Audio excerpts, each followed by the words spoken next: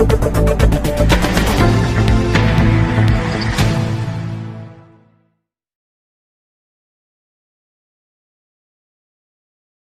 साथ हैं माननीय खासदार राज्यसभा डॉक्टर भागवत जी खिराट, माननीय खासदार इम्तियाज जी जलील, माननीय आमदार श्री अंबादास जी दानवे। आप सभी को नम्र निवेदन है कि आप स्थान ग्रहण करें। माननीय आमदार नेशनल स्टैंडर्ड स्विमिंग पूल के उद्घाटन समारोह के लिए सभी सम्माननीय अतिथि मंच पर विराजे। सभी सम्माननीय अतिथियों का विशेष निमंत्रण खेल प्रतिष्ठान ओलंपिक। सामने कैमरा ऊपर मत लो। चलिए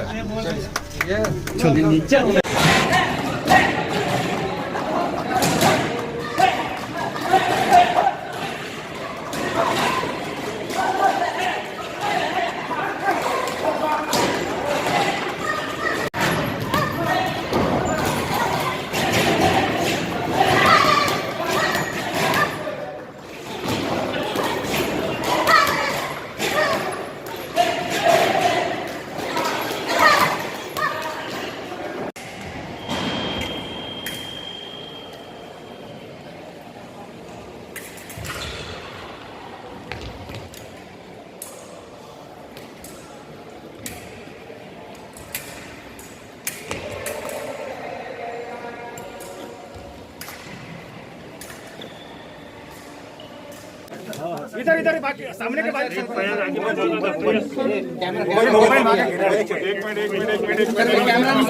अरे आलो ये यूज देत नाही ना। हां लिया ये तो देख वीडियो में चढ़ रहा सर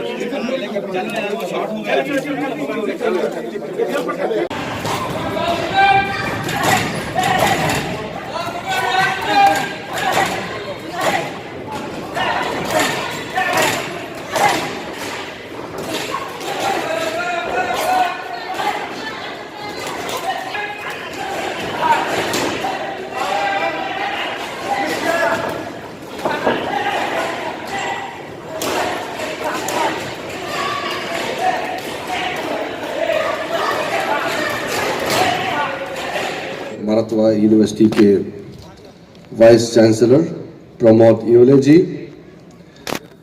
यहाँ स्थानीय विधायक अतुल सावे जी, अंबादास दानवे जी और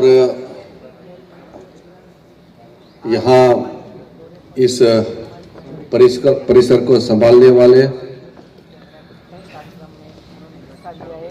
बंदरकर जी, हमारे स्पोर्ट्स अथॉरिटी ऑफ इंडिया के जितने अधिकारी हैं,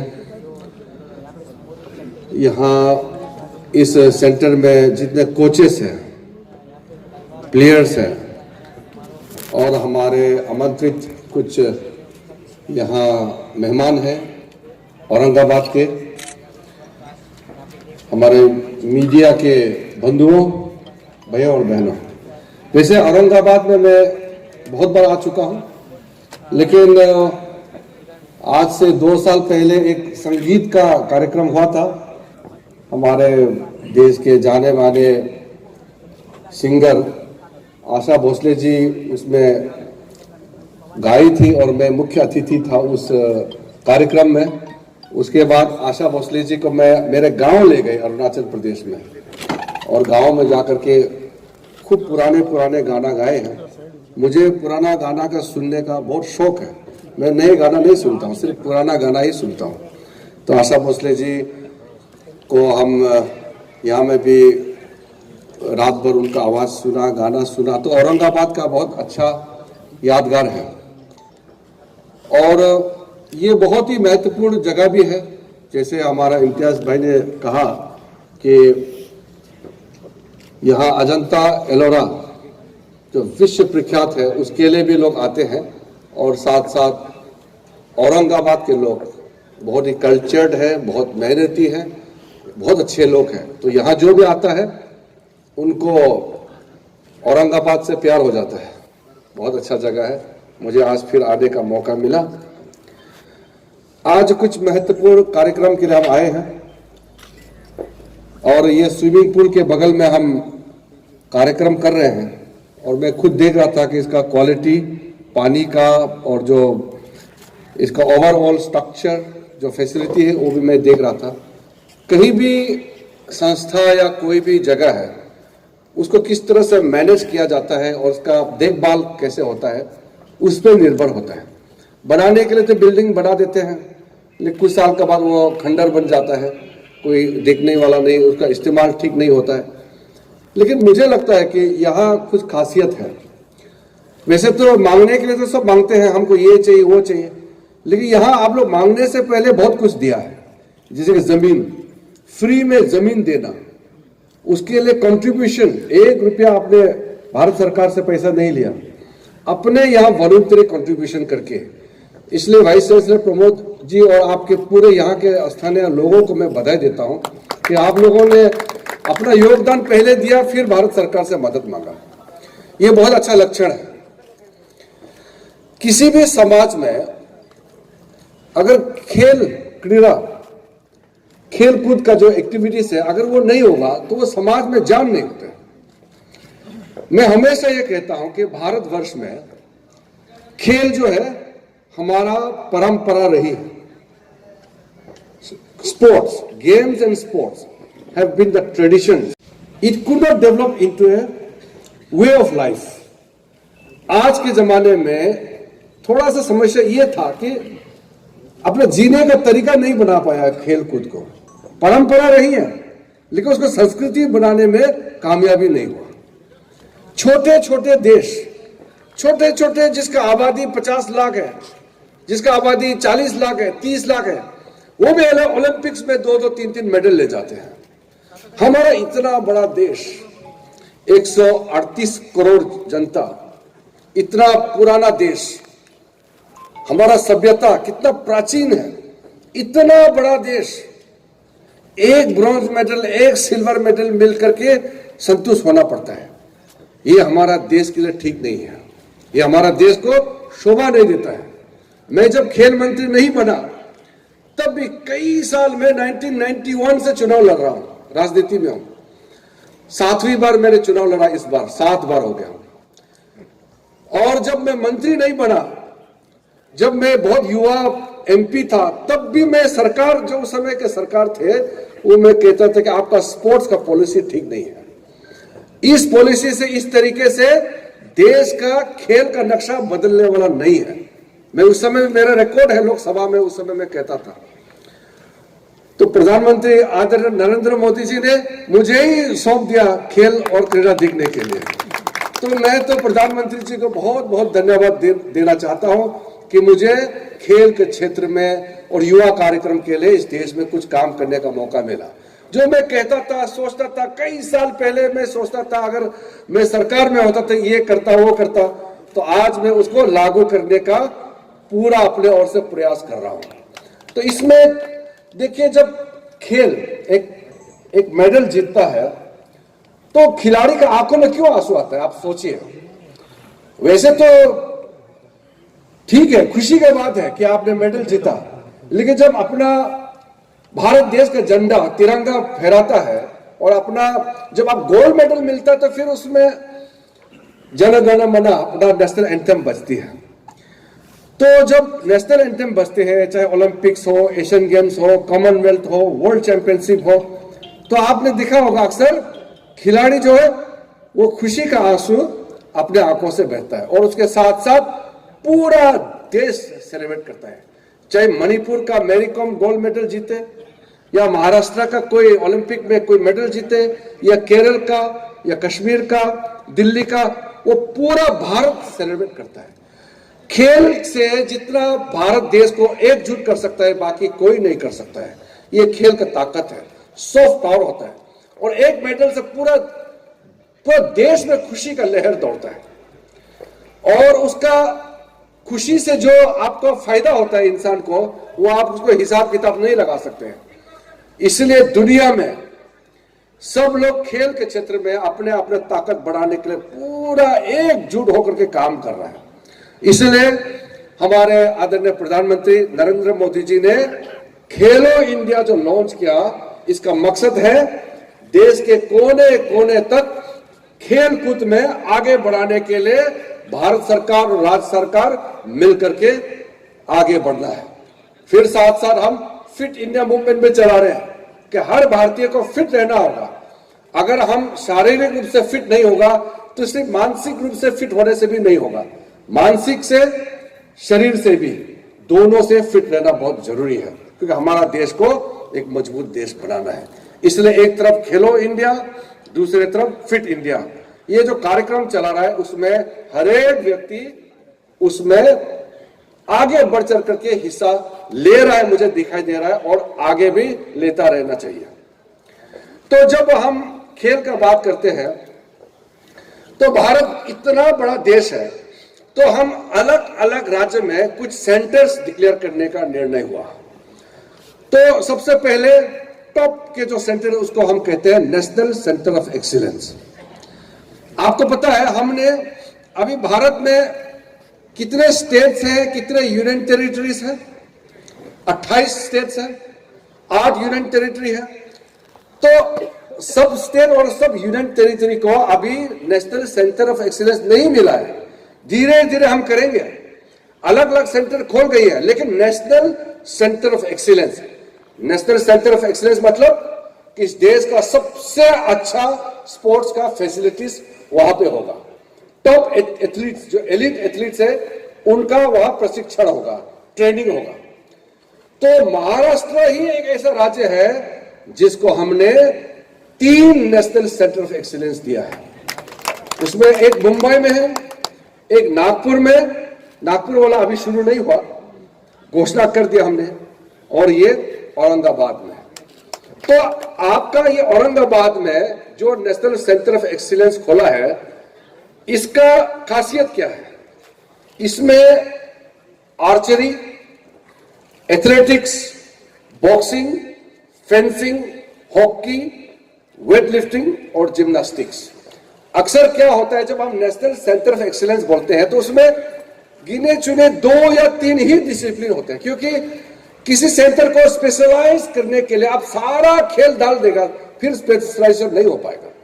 अगर ओलंपिक में मेडल लेना तो हर राज्य को हमने ये पॉलिसी बनाया, 1 स्टेट 1 स्पोर्ट्स।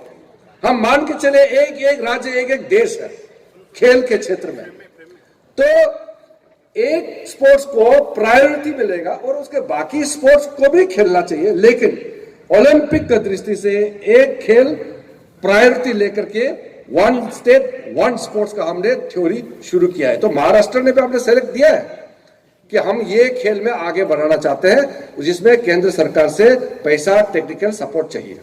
उसके अलावा स्टेट जितना करना चाहते हैं कर सकते हैं, स्पोर्ट्स तो स्टेट सब्जेक्ट है, जितना स्टेट पैसा देना चाहता है दे सकता है, लेकिन सेंटर की तरफ से एक फोकस रूप में अप्रोच करने का हमने निर्णय किया है। इसलिए ये औरंगाबाद सेंटर ही ऐसा है जो एक सेंटर में 7 डिसिप्लिन पे national of centre sports centre excellence यहां डिक्लेयर किया गया है। बाकी में आप देख लीजिए 3 या ज्यादा 4, तो वो क्योंकि आपको स्पेशलाइज करना है। डॉक्टर करात को पूछे, वो आंख का भी ऑपरेशन करेगा, नाक का भी करेगा, पेट का भी करेगा, तो होगा नहीं। स्पेशलाइज जो बोलता है एमबीबीएस के बाद, तो वो एक को स्पेशलाइज करना पड़ता है। तो एमबीबीएस जैसे हो गया हमारा यंग ट्रेनिज, लेकिन जब नेशनल सेंटर ऑफ एक्सीलेंस जो होता है उसमें 1-2 में फोकस करना पड़ता है। फिर भी औरंगाबाद को हमने इतना ज्यादा दिया, जिम्नास्टिक्स को यहां से बंद कर दिया था। तो एमपी साहब आए, दोनों इम्तियाज साहब, हमारे करात साहब आए, फिर बोला कि नहीं नहीं ये तो हमारा औरंगाबाद में तो बहुत नुकसान हो जाएगा, आप जिम्नास्टिक को बंद मत करवाइए, जो कि बंद हो चुका था। फिर मैंने नया ऑर्डर इशू करा के फिर से जिंदा करवाया और फिर औरंगाबाद में जिम्नास्टिक्स का भी फिर से चालू करवाया। और मैं यहां आने से पहले, क्योंकि खाली हाथ नहीं आना चाहिए, इसलिए मैं यहां आने से पहले यहाँ खिलाड़ी लोगों का जो स्पेशल उनका इक्विपमेंट्स जो भी चाहिए, अलग अलग 7 डिसिप्लिन का स्पेशल इक्विपमेंट खरीदने के लिए 5 करोड़ रुपए देकर के मैं आया हूं। ऑलरेडी आप मांगने से पहले ये हमने करके यहाँ आया है। तो 5 करोड़ का इक्विपमेंट, स्पेशल एकदम बेस्ट इक्विपमेंट परचेस करने के लिए वो सैंक्शन करके आया हूं। बाकी जो इनॉग्रेशन किया वो तो सब आपने देख ही लिया है। चाहे वो वर्ल्ड क्लास हॉकी का टर्फ हो, चाहे ये नया फेंसिंग का हॉल, और बाकी जितना भी यहाँ जो मैंने देखा है जगह, और भी फैसिलिटीज का जगह है। लेकिन कुछ जगह में पेड़ पौधा बगीचा का भी जगह होना चाहिए। सब कंक्रीट कर देगा तो फिर मजा नहीं आएगा। थोड़ा पेड़ पौधा शुद्ध होना चाहिए, वातावरण भी अच्छा होना चाहिए। हमारा अच्छा कोच यहाँ भेज दिया गया है। मैंने खिलाड़ियों को मिला, हमारे यंग प्लेयर्स को, बहुत इंथुजियास्टिक है, बहुत ही मेहनत कर रहे हैं। और मैं आपको गारंटी दे रहा हूं, हमारे यहाँ जितने कोचेस है और जितना प्लेयर्स है, उनके तरफ से मैं यहाँ औरंगाबाद की जनता को मैं कहना चाहता हूं कि ये टोक्यो ओलंपिक्स तो अभी आने वाले हैं, तो मैं तो 1-2 साल में तो जादू तो नहीं है कि खिलाड़ी पैदा करेगा। 4 साल 8 साल उसका तैयारी जो हम कर रहे हैं, ये औरंगाबाद सेंटर से कम 10-20 ओलंपिक में जाएगा। लॉस एंजलिस ओलंपिक्स और पेरिस ओलंपिक्स में 2024 में पेरिस में ओलंपिक्स हो रहे हैं, और 2028 में लॉस एंजलिस अमेरिका में जो ओलंपिक्स होने जा रहे हैं, उसका लॉन्ग टर्म प्लानिंग करते हुए हम आगे चल रहे हैं। और मैंने घोषणा किया कि 2028 तक प्रधानमंत्री नरेंद्र मोदी जी ने इतना खेल कूद को लेकर के जो आशीर्वाद दिया है, जो मेहनत, जो उन्होंने विजन दिया है और मेरे ऊपर जो भरोसा दिया है, उसी का तत्पर मैं काम करते हुए, और मैं आपको बताना चाहता हूं कि 2028 तक भारत टॉप 10 में जरूर पहुंचेगा। ये हम कमिटमेंट के साथ चल रहे हैं। और ये कमिटमेंट देने से पहले हमने पूरा यंग एथलीट्स को किस तरह से तैयारी करना है, एकेडमीज कहां कहां है, किस जगह में हमको क्या करना चाहिए। स्पोर्ट्स साइंस में थोड़ा सा फोकस देना पड़ेगा। आजकल के जमाने में स्पोर्ट्स साइंस बहुत इंपॉर्टेंट है, बहुत टेक्निकल सब्जेक्ट है, आम आदमी को जल्दी समझ में नहीं आएगा। हम तो सिर्फ मेहनत करते हैं, पसीना बहाते हैं, वो नहीं। उसके बाद जो उसको स्पोर्ट्स साइंस जो टेक्निकल सपोर्ट जो चाहिए, वो हमारे इंडिया में अभी पूरा अवेलेबल नहीं है। तो हमने स्पोर्ट्स साइंस को फोकस देते हुए इस सेंटर के लिए अलग से हम स्पोर्ट्स साइंस में और बढ़ावा देने का निर्णय किया है, जिसका हम डिटेल वर्कआउट करके यहाँ में हम काम करेंगे। और बाकी स्पोर्ट्स अथॉरिटी ऑफ इंडिया की ओर से टेक्निकल सपोर्ट के लिए तो हम देते रहेंगे।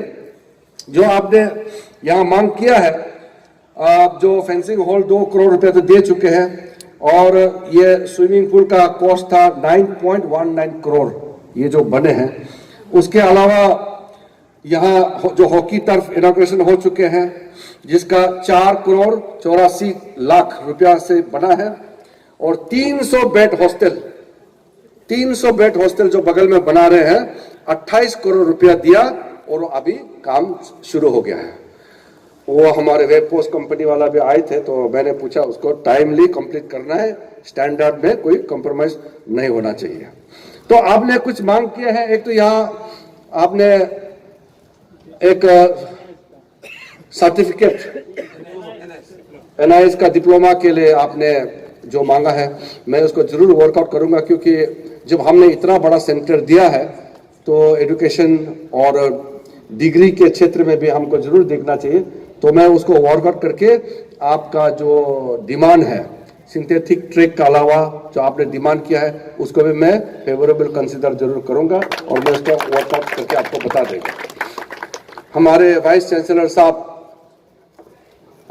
हमारे बाबा साहेब डॉक्टर भीमराव अंबेडकर मराठवाड़ा यूनिवर्सिटी के जो वाइस चांसलर साहब है, प्रमोद जी ने कुछ हमको रिक्वेस्ट दिया है, हमको मेमोरेंडम दिए हैं।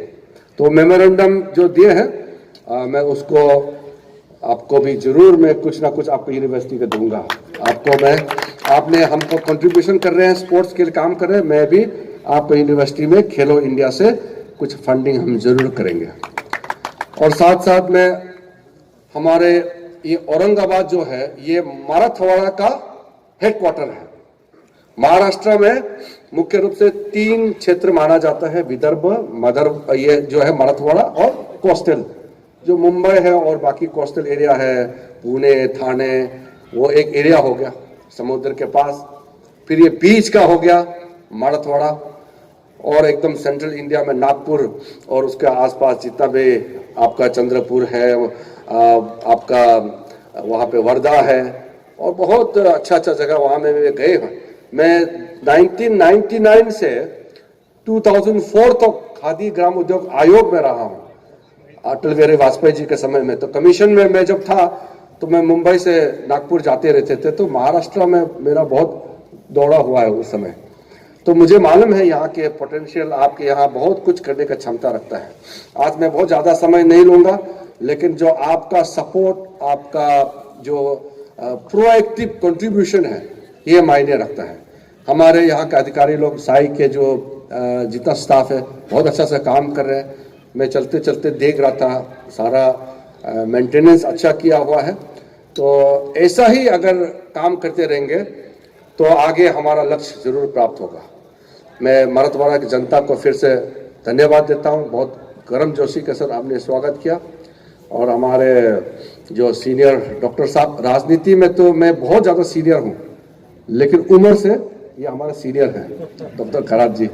बहुत अच्छा से उसने आयोजन यहाँ का सारा प्लानिंग किया, मुझे इनवाइट किया, और हमारे यहाँ के अधिकारियों ने प्रिपरेशन बहुत अच्छे से किया। हमारे लोकसभा के एमपी साथी, मेरा कलीग इम्तियाज जलील जी, आपने बिल्कुल प्रोएक्टिवली यहाँ के लोकल एमपी के नाते साथ में आया, आपने बहुत क्लोजली यहाँ सपोर्ट किया, आपको धन्यवाद। और हमारे यहाँ के स्थानीय विधायक दोनों को मैं धन्यवाद देता हूँ। ऐसे ही local MLA, local people's representative अगर सपोर्ट करते रहेगा तो काम करने में बहुत अच्छा लगता है। बहुत ये कोऑपरेशन जो है बहुत पॉजिटिव है। और लास्ट में हमारे जितना यहाँ के स्टाफ, खिलाड़ी, खास करके हमारे यंग प्लेयर्स जो हमारा फ्यूचर चैंपियन है इंडिया का, इनको मैं फिर से मेरा शुभकामनाएं देना चाहता हूँ कि आप आगे जा कर के भारत के लिए नाम कमाएं, समाज के लिए, और मेडल जीते मेहनत करके, और भारत देश का नाम ऊंचा रख सकता है। ये मेरा शुभकामनाएं हैं। फिर से आज का शानदार कार्यक्रम के लिए आप सबको बहुत बहुत धन्यवाद। जय हिंद।